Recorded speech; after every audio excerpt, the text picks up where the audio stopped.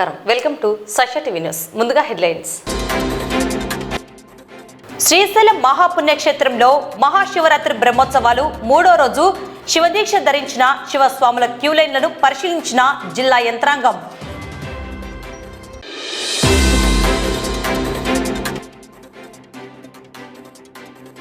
మహానందిలో నిర్వహించే మహాశివరాత్రి బ్రహ్మోత్సవాల ఏర్పాట్లపై కోఆర్డినేషన్ మీటింగ్.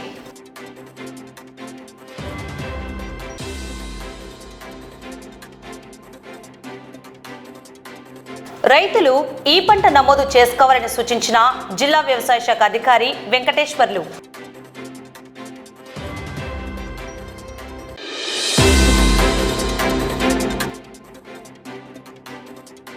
మెడికల్ మాఫియాపై సిపిఐ యుద్ధం. ఈ నెల 14వ తేదీ రాష్ట్ర వ్యాప్త ఆందోళనకు సిద్ధం.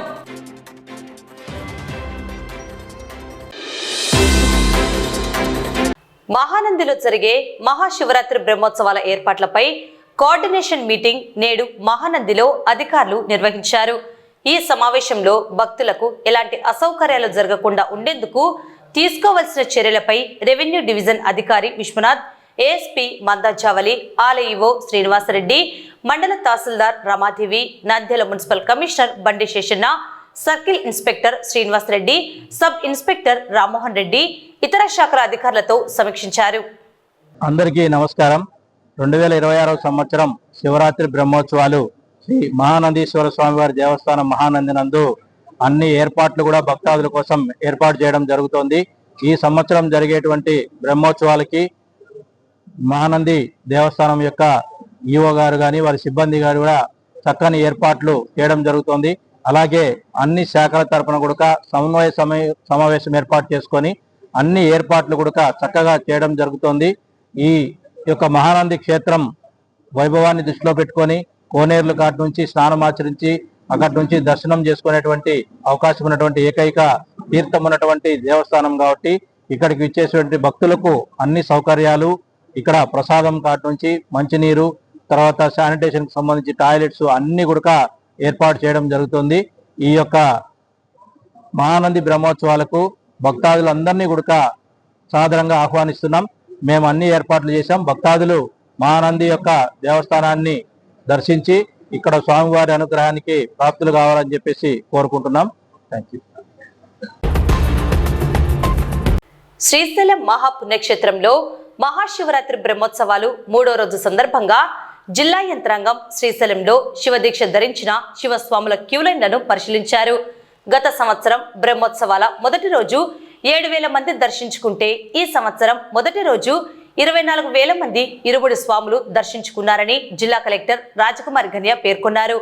చంద్రావతి కళ్యాణ మండపంలో ఇరుముడి ధరించిన శివస్వాముల ఏర్పాట్ల సమస్యలపై జిల్లా కలెక్టర్, ఎస్పీ, శ్రీశైల దేవస్థానం చైర్మన్, ఈవో పరిశీలించారు. కొంతమంది భక్తులు మరుగుదొడ్ల నిర్వహణపై ఫిర్యాదు చేశారు. ప్రతి ఒక్క భక్తుడు దేవస్థానం సిబ్బందికి, పోలీసులకు సహకరించాలని జిల్లా కలెక్టర్ రాజకుమారి కోరారు. శ్రీశైలంలో సామాన్య భక్తులకు అలాగే ఇరుముడి ధరించిన శివస్వాములకు అందరికీ కూడా ఉచిత దర్శనం ఏర్పాటు చేసినట్లు జిల్లా కలెక్టర్ తెలిపారు. ఈ రోజు నుండి 200 దర్శనం టికెట్, 500 దర్శనం టికెట్ నిలిపివేసి ప్రతి ఒక్క భక్తుడికి ఉచిత దర్శనం మాత్రమే ఏర్పాటు చేస్తామని కలెక్టర్ పేర్కొన్నారు. కానీ ప్రతి 2 గంటలకు ఒకసారి ఇరుముడి ధరించిన శివస్వాముల క్యూలైన్ ఓపెన్ చేయడం జరుగుతుందని, అలాగే మిగతా సామాన్య భక్తుల వారికి కూడా 2 గంటల సమయం కేటాయించేందుకు నిర్ణయం తీసుకున్నామన్నారు. బ్రహ్మోత్సవాలు మనకి 8వ తారీఖు నుంచి ఎంతో ప్రశాంత వాతావరణంలో బ్రహ్మోత్సవాలు కొనసాగుతున్నాయి. నిన్న 71,000 మంది భక్తులు స్వామివారిని, అమ్మవారిని దర్శనం చేసుకున్నారు. అందులో 23,000 మంది శివ భక్తులే ఉన్నారు. 23,000 మందికి స్పర్శ దర్శనం కల్పించడం జరిగింది. చాలా మంది కాలినడకన 30,000 మంది భక్తుల వరకు కూడా క్షేత్రాన్ని చేరుకుంటున్నారు. చిన్నపిల్లలు, పెద్దవాళ్ళందరూ వస్తున్నారు. కాలినడకన అడవిలో మార్గం గుండా వచ్చిన భక్తులందరూ కూడా తగు జాగ్రత్తలు తీసుకోమని నేను కోరుతూ ఉన్నాను. మీకు 13 చోట్ల డ్రింకింగ్ వాటర్ ఫెసిలిటీ ఉంది, మెడికల్ ఫెసిలిటీ ఉంది, షేడ్ ఫెసిలిటీ ఉంది, అలాగే భోజన వసతి కూడా ఉంది. వాటిని సద్వినియోగపరచుకోండి. ఎవరికి ఏ చిన్న ఇబ్బంది వచ్చినా టీమ్ని మీరు కన్సల్ట్ అవ్వండి. ఇమీడియట్గా మీకు అంబులెన్స్లో క్షేత్రానికి మేము షిఫ్ట్ చేస్తాం. క్షేత్రం పైన మనం చూస్తే మెడికల్ మనకి ఫెసిలిటీ ఉంది. అలాగే 30 బెడెడ్ హాస్పిటల్ ఉంది, దేవస్థానం హాస్పిటల్ ఉంది. బాతింగ్ ఘాట్స్ మనకి 2 ఉన్నాయి, లింగాలగట్టు తర్వాత పాతాళగంగ. అక్కడ కూడా 292 మంది స్విమ్మర్స్ని 3 షిఫ్ట్స్లో మనం పెట్టాం. ఎవరికి ఎటువంటి ఇబ్బంది లేకుండా. పెద్దవాళ్ళు ఎవరైనా బాతింగ్ ఘాట్కి వెళ్ళి స్నానం చేయలేని పరిస్థితి ఉంటే వాళ్ళకి షవర్ బాతింగ్ కూడా కల్పించాము. డ్రెస్ చేంజింగ్ రూమ్స్ ఉన్నాయి, వాటిని కూడా సదుపయోగపరచుకోండి. ఎంతో విశిష్టత ఉన్న ఈ మహాక్షేత్రం ఎంత ఆధ్యాత్మిక భావంతో వస్తారో అంత మంచి భావనతో క్యూ లైన్స్లో స్వామివారి అమ్మవారి నామాన్ని స్మరిస్తూ దర్శనం చేసుకొని ప్రశాంతంగా మీ ఇళ్ళకి వెళ్ళాలి. మన వరకు ఒకరే నా దర్శనం అయిపోవాలి, లేదంటే నా కుటుంబం దర్శనం అయిపోవాలి అనుకుంటాం. జిల్లా యంత్రాంగం వరకు లక్షలాది మంది భక్తులకు చాలా సంతృప్తినిచ్చే దర్శనం కల్పించాలని మేము భావిస్తాం. కాబట్టి సమన్వయంగా భక్తులందరూ జిల్లా యంత్రాంగానికి సహకరించి మంచి దర్శనం, మంచి సంతోషంతో మీ ఇళ్ళకి చేరాలని. నిన్న ఆల్మోస్ట్ 71,000 భక్తులు దర్శనం చేశారు. 71,000 భక్తుల్లో 22,000 పైన శివ భక్తులు కూడా దర్శనం చేశారు. దాంట్లో శివ భక్తులకి స్పర్శ దర్శనం చేపించాము. మనం శివరాత్రి హిస్టరీ చూస్తే, ఇక్కడ శివరాత్రి చరిత్రను చూస్తే లాస్ట్ ఇయర్ ఫిగర్స్ ఇప్పటి వరకు మేడం కూడా మీ అందరితో షేర్ చేశారు. సో లాస్ట్ ఇయర్ మనకి శివరాత్రి బ్రహ్మోత్సవాల్లో ఫస్ట్ డే సుమారు 5,800 మంది వచ్చారు. ఈసారి కూడా ఫస్ట్ డే శివరాత్రి బ్రహ్మోత్సవాలకి 6,000 ఆల్మోస్ట్ శివ భక్తులు వచ్చారు. వాళ్ళకి మన బందోబస్తుతో అన్నీ స్మూత్గా దర్శనం అయిపోయింది. Second day all of a sudden మనకి శివ్ భక్తులు ఆల్మోస్ట్ 24,000 దర్శనంకి వచ్చారు. వాళ్ళకి అందరికీ ఖచ్చితంగా స్పర్శ దర్శనం చేపించాలి. అది మన సైడ్ నుంచి ఈయో గారు మనం అందరూ ముందే వాళ్ళకి అది మన సైడ్ నుంచి ఒక భరోసా మేము ఇచ్చాము. సో వాళ్ళకి స్పర్శ దర్శనం మేము ఆపలేదు. వాళ్ళకి అందరికీ రాత్రి ఐ థింక్ మార్నింగ్ 3 AM వరకు వాళ్ళకి అందరికీ స్పర్శ దర్శనం పీస్ఫుల్గా అయిపోయింది. దాంట్లో బికాజ్ స్పర్శ దర్శనం మేము ఒక 1 అవర్లో ఆల్మోస్ట్ 1,200కి స్పర్శ దర్శనం అవుతుంది. అందుకే కొంచెం ఎక్కువ వెయిటింగ్ టైం వాళ్ళకి అయింది. ఎక్కువ వెయిటింగ్ టైం వల్ల అది కొంచెం స్మాల్ ఇన్సిడెంట్స్ కొన్ని చోట్ల అది అయింది. కానీ నిన్న మీరు చూస్తే 70,000 పైన భక్తులు దర్శనం చేశారు. దాంట్లో ఆల్మోస్ట్ 22,000 శివ భక్తులకి స్పర్శ దర్శనం కూడా చేయించడం జరిగింది. అది అంతా పీస్ఫుల్గా అయిపోయింది. శివ భక్తుల కోసం ఎక్స్ట్రా హోల్డింగ్ ఏరియాస్ పెట్టాము. వాళ్ళకి హోల్డింగ్ ఏరియాస్లో అన్ని ఫెసిలిటీస్, వాటర్ కానీ, ఫుడ్ కానీ, సాధం కానీ అవి అన్నీ ఇచ్చాము. సో నిన్న ఇట్ ఆల్ వెంట్ పీస్ఫుల్. ఈరోజు కూడా ఇప్పటి వరకు అన్నీ all the arrangements are in place. It is all going peaceful. So నా సైడ్ నుంచి మై రిక్వెస్ట్ ఈస్ దట్ దయచేసి do not spread any sort of fake news. Because fake news spread చేస్తే ఇక్కడ ఉన్న పీస్ఫుల్ సిచ్యువేషన్ని కొంతమంది they try to create some situation out of that which may lead to not so good some issues. So that's why it is my request that do not spread any fake news. ఎవరైనా ఏదైనా fake news కానీ ఏమైనా propaganda spread చేస్తే వాళ్ళ మీద ఖచ్చితంగా as per law we will take the strictest action. అన్ని బందోబస్త్ arrangements, all sorts of arrangements, even food, water, everything is in place. All the bandobast and ఇక్కడ వచ్చిన వాళ్ళకి అందరికీ స్మూత్గా దర్శనం జరుగుతున్నాయి. రబీ సీజన్ కు సంబంధించి రైతు సోదరులు ఈ పంట నమోదు చేసుకోవాలని నంద్యాల జిల్లా వ్యవసాయ శాఖ అధికారి వెంకటేశ్వర్లు తెలిపారు. అలాగే రైతులు స్వతహాగా ప్లేస్టోర్ నుండి సంబంధిత యాప్ను డౌన్లోడ్ చేసుకుని వాటి ద్వారా ఈ పంట నమోదు చేసుకోవచ్చని పేర్కొన్నారు. స్వంత పొలం ఉన్న ప్రతి ఒక్క రైతు విశిష్ట సంఖ్య గుర్తింపు నమోదు చేసుకోవాలని ఆయన తెలిపారు. ఈ మేరకు స్థానిక కార్యాలయంలో మీడియాకు సంబంధిత వివరాలను వ్యవసాయ శాఖ అధికారి వెల్లడించారు. నంద్యాల జిల్లా రబీ సీజన్ 2025-26 కాను వ్యవసాయం సంబంధించి రబీలో మనం 7,43,000 ల్యాండ్ పార్సిల్స్ ఈ పంట ద్వారా బుక్ చేయాల్సినటువంటి టార్గెట్ ఉంది. దానికి గాను ఈరోజు వరకు 4,96,000 ల్యాండ్ పార్సిల్స్ ఈ పంటలో బుక్ చేయడం జరిగింది. అట్లాగే విస్తీర్ణ పరంగా చూసుకునేటట్లయితే మొత్తం మనకి 5,30,000 ఎకరాలు సాగు చేసినటువంటి పంటల విస్తీర్ణాన్ని ఈ పంటలో ఇప్పటివరకు నమోదు చేసాం. తర్వాత ఇప్పటివరకు మనం నమోదు చేసినటువంటి పంటలు దరిదాపుగా అన్ని పంటలు కూడా సాగు చేసిన అన్ని పంటలు కూడా 95% విస్తీర్ణం అంతా కూడా ఈ పంటలో నమోదు చేయడం జరిగింది.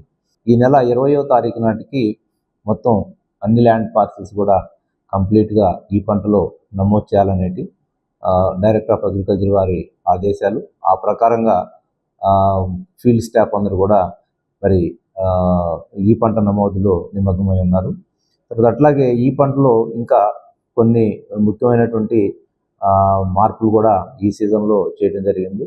మొదటిసారిగా రైతులే వారు సాగు చేసినటువంటి పంటని వాళ్ళు ఈ పంటలో నమోదు చేసుకునే విధంగా యాప్ డెవలప్ చేయడం జరిగింది. దానికి గాను ఏపీ ఎయిమ్స్ అనేటువంటి యాప్ని ప్లేస్టోర్లో నుంచి రైతులు డౌన్లోడ్ చేసుకొని వారి ఆధార్ బేస్డ్ ఓటీపీ ద్వారా ఆ యాప్లో వాళ్ళు సెర్చ్ చేసుకొని ఈ పంట నమోదు ప్రక్రియ వాళ్ళు సొంతగా చేసుకునేటువంటి వెసులుబాటుని కల్పించడం జరిగింది. ఇది కూడా రైతులకి వ్యవసాయ శాఖ సిబ్బంది అవగాహన కల్పించడం జరుగుతుంది. ఆండ్రాయిడ్ ఫోన్ ఉన్నటువంటి రైతులందరూ కూడా మరి ఈ యాప్ను డౌన్లోడ్ చేసుకొని సొంతగా వారి పంటను వారు ఈ క్రాప్లో బుక్ చేసుకోవచ్చు. అట్లాగే ఈ సంవత్సరం ఇంకొక కొత్త మార్పు ఏంటంటే మనము ఫీల్డ్ సిబ్బంది షెడ్యూల్ ఇచ్చి ఏ పంటలు ఏ సర్వే నెంబర్లు నమోదు చేయడానికి సిద్ధపడుతున్నారు అనేటువంటి విషయాన్ని షెడ్యూలింగ్ ద్వారా వాళ్ళు తెలియజేస్తారు. అప్పుడు రైతుకు ఒక ఓటీపీ వెళ్తుంది. ఈ విధంగా మీ పంటలను పలానా రోజు వచ్చి వ్యవసాయ శాఖ సిబ్బంది ఈ పంటలో నమోదు చేస్తారనే అంశాన్ని, అట్లాగే రెండో ఓటీపీ కూడా వాళ్ళకి మెసేజ్ పంట నమోదైన తర్వాత మీ పలానా వ్యక్తికి సంబంధించినటువంటి ఇంత సాగు చేసిన విస్తీర్ణం వ్యవసాయ శాఖ సిబ్బంది ఈ పంటలో నమోదు చేశారు, దీన్ని మీరు కన్ఫర్మ్ చేయవలసిందిగా తెలియజేస్తున్నటువంటి సమాచారం కూడా వాళ్ళకి వెళ్ళడం జరుగుతుంది. దానిలోనే ఒక లింక్ కూడా ఇవ్వడం జరుగుతుంది. ఆ లింక్ మీద క్లిక్ చేసి వాళ్ళు కనుక ఆధార్ తోటి వాళ్ళు ఎంటర్ అయ్యేటట్లయితే ఈ పంటలో సంబంధించినటువంటి వాళ్ళ విస్తీర్ణం అంతా కూడా వాళ్ళకి కనపడుతూ ఉంటుంది. వాళ్ళు నమోదు చేసినటువంటిది అంతా కూడా కరెక్ట్ అనుకుంటే వాళ్ళు అప్రూవ్ చేయొచ్చు. అప్రూవ్ చేస్తే అథెంటికేషన్ అవుతుంది. ఒకవేళ దానిలో ఏదన్నా పంట పేరు కానీ లేకపోతే విస్తీర్ణం కానీ లేక వెరైటీ కానీ ఇలాంటి ఏదన్నా తప్పుగా నమోదైంటే వాళ్ళు గ్రీవెన్స్ కూడా రైజ్ చేసుకుంటే ఆ విధంగా అది మళ్ళీ ఆ వ్యవసాయ సహాయకుడికి తిరిగి వెళ్ళడం జరుగుతుంది. వాళ్ళు కరెక్ట్ చేసి మళ్ళీ దాన్ని రైతుకి సమాచారం తెలియజేస్తారు. ఈ విధంగా గతంలో లేనటువంటి కొన్ని కొత్త ఫీచర్స్ కూడా ఈసారి ఈ పంటలో మరి తీసుకురావడం జరిగింది. ఆ విధంగా రైతే తన పొలాన్ని తను సొంతగా నమోదు చేసుకోవటం, ఏ సాగు చేసిన విస్తీర్ణం అంతా కూడా కరెక్ట్గా ఉందా లేదనేటువంటి విషయాలు కూడా ఎప్పటికప్పుడు చెక్ చేసుకొని కన్ఫర్మ్ చేసుకోవడానికి కూడా అవకాశం ఉంది. సో ఇట్లా ఇదే కాకుండా ఇప్పుడు వ్యవసాయ శాఖలో ఇంకొక ప్రధానమైనటువంటి అంశం ఏంటంటే రైతులు విశిష్ట గుర్తింపు సంఖ్య నమోదు. ఇది కేంద్ర ప్రభుత్వం మరి కంపల్సరిగా సొంత భూమి ఉన్నటువంటి ప్రతి రైతు కూడా ఈ విశిష్ట సంఖ్య నమోదు అనేటువంటిది తప్పనిసరిగా చేసింది. ఇప్పటికే మన జిల్లాలో 2,60,000 మంది రైతులకి పిఎం కిసాన్ అనేటువంటి సదుపాయం కలుగు చేస్తూ ఉన్నారు. దీనిలో ఉన్నటువంటి రైతుల్లో దాదాపుగా మనం 2,02,000 మందికి ఇప్పటికే మనం ఈ విశిష్ట నమోదు సంఖ్యని మనం ఐడి ఇవ్వడం జరిగింది. మిగిలినటువంటి రైతులు కూడా ఇది కంపల్సరిగా తీసుకోవాల్సిన పరిస్థితి. మరి ఈ విశిష్ట నమోదు సంఖ్య కనుక లేకపోయేటట్లయితే రైతులకు రాబోయే రోజుల్లో పిఎం కిసాన్ లబ్ధి చేకూరడం కానీ, అట్లాగే ఎరువులు కావచ్చు, విత్తనాలు కావచ్చు, లేక కేంద్ర ప్రభుత్వం అందిస్తున్నటువంటి అన్ని రైతు సంక్షేమ కార్యక్రమాలకి ఈ విశిష్ట నమోదు సంఖ్య అనేటువంటిది అవసరం. కాబట్టి రైతులందరూ కూడా త్వరితగతిన ఇంకెవరైనా చేయించుకొని వాళ్ళు ఉండేటట్లయితే వాళ్ళంతా కూడా సంబంధిత వ్యవసాయ శాఖ సిబ్బందిని గ్రామంలో కానీ మండలంలో కానీ ఉన్నటువంటి అధికారులను సంప్రదించి ఈ సంఖ్య ఈ విశిష్ట నమోదు సంఖ్య అనేది కూడా చేయించుకోవాలి. ఇది ఎరువులు తీసుకోవాలన్నా లేక అన్నదా సుఖీభవ లబ్ధి చేకూరాలన్నా ఇంకా ఏ ఇతర లబ్ధి చేకూరాలన్నా కానీ ఖచ్చితంగా ఈ గుర్తింపు సంఖ్యని కంపల్సరీ చేసేటువంటి పరిస్థితి. కాబట్టి రైతులందరూ కూడా ఈ విషయంగా తెలుసుకొని ఆ సంబంధిత వ్యవసాయ శాఖ ద్వారా సిబ్బంది ద్వారా చేయించుకోవాలనేటువంటిది రెండో అంశం. రాష్ట్రంలో మెడికల్ మాఫియా పేద ప్రజలకు వ్యతిరేకంగా పనిచేస్తున్నదని రాష్ట్రంలోని కూటమి ప్రభుత్వం సామాన్య మధ్యతరగతి ప్రజానికానికి వైద్యాన్ని దూరం చేసేందుకు పీపీపీ విధానాన్ని అమలు చేసేందుకు చర్యలు చేపడుతుంటే మరోప్రక్క మెడికల్ మాఫియా అనేక విధాలుగా ప్రజలను మోసం చేస్తున్నదని, ఈ నేపథ్యంలో మాఫియా ఆగడాలను అరికట్టేందుకు సిపిఐ ఆధ్వర్యంలో ఈ నెల 14వ తేదీ రాష్ట్ర వ్యాప్తంగా నిరసన కార్యక్రమాలలో ప్రజలు పెద్ద ఎత్తున పాల్గొనాలని సిపిఐ జిల్లా కార్యదర్శి ఎస్ రంగనాయుడు, సహాయ కార్యదర్శి ఎస్ బాబా ఫక్రుద్దీన్, ఏఐవైఎఫ్ జిల్లా కార్యదర్శి నాగరాముడు, రైతు సంఘము జిల్లా కార్యదర్శి సోమన్న, సిపిఐ నంద్యాల పట్టణ సహాయ కార్యదర్శులు భూమని శ్రీనివాస్, లక్ష్మీదేవి, ఏఐటిసి పట్టణ కార్యదర్శి డి శ్రీనివాసులు, బీకేఎంయు జిల్లా నాయకులు హరినాథ్, ఏఐఎస్ఎఫ్ జిల్లా ఉపాధ్యక్షుడు శశిధర్ రెడ్డి పిలుపునిచ్చారు. ఈ సందర్భంగా మెడికల్ మాఫియాపై సిపిఐ యుద్ధం వాల్ పోస్టర్ ను సిపిఐ నేతలు విడుదల చేశారు. ఈ నెల 14వ తేదీన సిపిఐ పార్టీ ఆధ్వర్యంలో మెడికల్ మాఫియా గురించి నిరసన కార్యక్రమం చేపడుతుంది. అందులో భాగంగా ఏఐవైఎఫ్ పూర్తిగా సంపన్న మద్దతు కూడా ఇవ్వడం జరుగుతుంది. అయితే ఈరోజు మనం చూస్తున్నాం, మెడికల్ స్టోర్లో ఒక పారాసిటమాల్ డోలో 650 టాబ్లెట్ తీసుకోవాలనుకున్నా కూడా వాళ్ళకి పడేది 50 రూపీస్ 50 పైసలు. కానీ ఈరోజు ఆ టాబ్లెట్ మనకు 2.5 రూపాయల నుంచి 3 రూపాయలు అమ్ముతున్నారు. కానీ అదే సెలిన్ బాటిల్ కూడా 18 రూపాయలు. కానీ అదే మనం హాస్పిటల్కి వెళ్తే వాళ్ళు 50 నుంచి 100 రూపాయలు వసూలు చేస్తున్నారు. అంటే ఒక్కొక్క హాస్పిటల్ స్థాయిని బట్టి, ఒక మెడికల్ స్టోర్ స్థాయిని బట్టి ఈరోజు మెడికల్ దందా జరుగుతున్నా కూడా ఈరోజు డ్రగ్ ఇన్స్పెక్టర్లు ఈ జిల్లా అధికారులు ఉన్నారో లేదో కూడా తెలియని పరిస్థితి ఏర్పడుతుంది. కానీ ఇంతవరకు ఒక డ్రగ్ ఇన్స్పెక్టర్ కూడా ఒక మెడికల్ స్టోర్ని కానీ, ఒక మెడికల్ వ్యవస్థ ఏజెన్సీలను కానీ సీజ్ చేసిన చరిత్ర కానీ, వారిని తనిఖీ చేసిన పరిస్థితి కూడా మనం కనపడలేదు. అంటే మన కల్లారా కనిపిస్తుంది. ఈరోజు మెడికల్ డ్రగ్ ఇన్స్పెక్టర్ చొక్కా చాపి, అతను అవినీతిని కూడా చొక్కా చాపి మరియు డబ్బులు అడిగే పరిస్థితి ఏర్పడుతుందని చెప్పేసి మెడికల్ స్టోర్ల వాళ్ళే చెప్తున్నారు. అంటే ఈరోజు ఎంత అవినీతికి దారి తీస్తుందో మనం కల్లారా చూస్తున్నాం. కాబట్టి ఇప్పటికైనా మనం చూస్తున్నాం, ఇప్పటికైనా ఈ ప్రభుత్వం కంపల్సరిగా ఈ మెడికల్ దందాను కూడా అరికట్ట విషయంలో తక్షణమే చర్యలు తీసుకోకపోతే మేము ఏఐవైఎఫ్ ఆధ్వర్యంలో కూడా 14వ తేదీ జరిగే నిరసన కార్యక్రమంలో పెద్ద ఎత్తున ఆందోళన కార్యక్రమం చేపడతాం. కాబట్టి ఈరోజు మనం చూస్తున్నాం, మెడికల్ మాఫియా విషయంలో ఏ విధంగా అయితే టెస్ట్ల పేర్లతో ఈరోజు ఒక ఫార్మసీ సర్టిఫికేట్స్ కూడా ఒకరికి కూడా ఎవిడెన్స్ లేకుండా బి ఫార్మసీ కానీ ఎఫ్ ఫార్మసీ కానీ చదివినటువంటి ఒక మెడికల్ స్టోర్కి కూడా సర్టిఫికేట్ లేని పరిస్థితి ఈరోజు మనం కల్లారా చూస్తున్నాం. కానీ ఈరోజు లక్షలాది రూపాయలు ఈరోజు మెడికల్ మాఫియాలో డబ్బులు వసూలు అవుతున్నాయి. వాళ్ళకు అనుబంధంగా హాస్పిటల్ ఏర్పరచుకుంటున్నారు. ఆర్ఎంపీ డాక్టర్లు వంటి వాళ్ళు కూడా ఈరోజు వాటిపైన ఏర్పాటు చేసుకుని లక్షలాది రూపాయలు వసూలు చేస్తున్నారు. కాబట్టి ఈ దందాన్ని అరికట్టాలని చెప్పేసి కూడా ఈ నెల 14వ తేదీన జరిగే నిరసన కార్యక్రమానికి ప్రజలు కూడా, పేద రోగులు కూడా పెద్ద ఎత్తున ఆందోళన కార్యక్రమంలో ప్రతి ఒక్కరు కూడా పాల్గొని ఈ కార్యక్రమాన్ని విజయవంతం చేయాలని, వాటికి ఏఐవైఎఫ్ సంపూర్ణ మద్దతు కూడా తెలియజేస్తున్నామని. రాష్ట్రంలో మెడికల్ మాఫియా పేద ప్రజలకు వ్యతిరేకంగా పనిచేస్తూ ఉంది.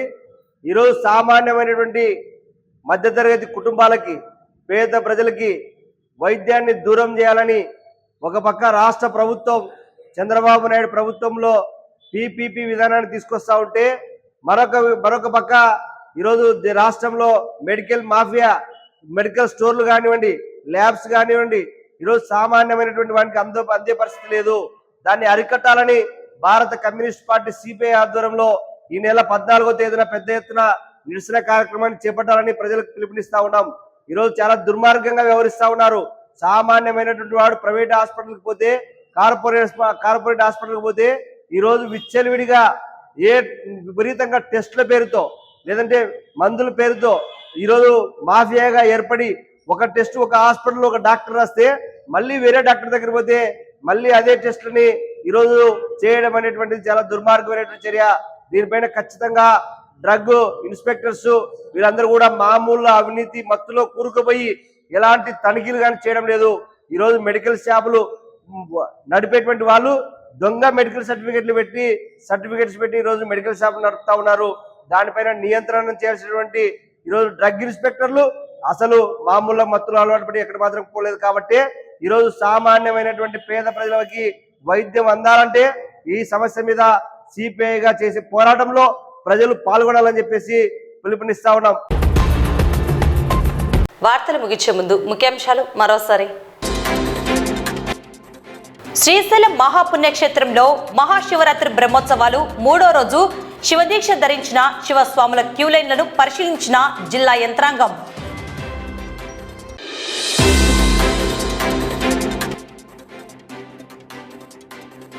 మహానందిలో నిర్వహించే మహాశివరాత్రి బ్రహ్మోత్సవాల ఏర్పాట్లపై కోఆర్డినేషన్ మీటింగ్.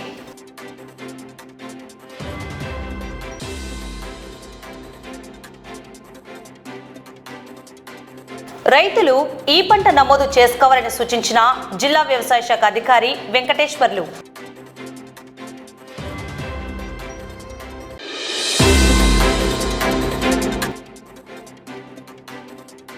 మెడికల్ మాఫియాపై సిపిఐ యుద్ధం. ఈ నెల 14వ తేదీ రాష్ట్ర వ్యాప్త ఆందోళనకు సిద్ధం.